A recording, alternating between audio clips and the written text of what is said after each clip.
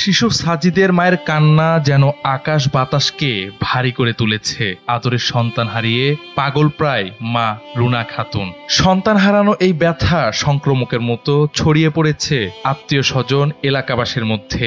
গভীর নলকূপের বোরিংয়ে পড়ে যাওয়ার প্রায় ২৬ ঘন্টা পার হলেও পাওয়া যায়নি কোনো খোঁজ। উদ্ধারে টানা প্রচেষ্টা চালাচ্ছে ফায়ার সার্ভিস। বিকাল ৪টায় এই প্রতিবেদন লেখা পর্যন্ত কোনো সাড়া মেলেনি তার। এ পর্যন্ত গর্ত খোঁড়া হয়েছে ৫০ ফুটের বেশি, তবুও নেই কোনো জীবনের চিহ্ন।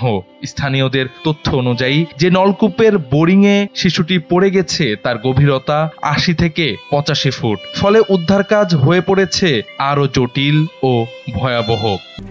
RICL TMX, যুগের পর যুগ স্থাপনা থাকে মজবুত।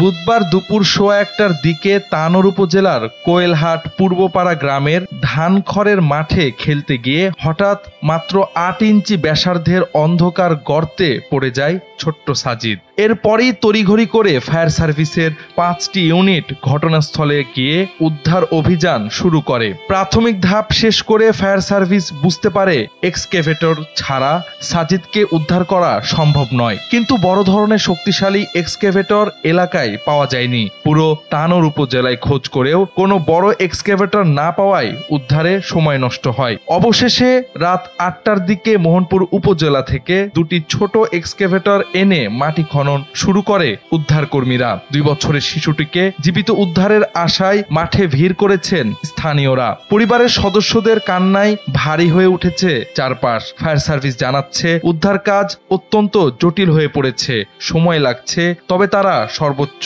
চেষ্টা চালিয়ে যাচ্ছেন।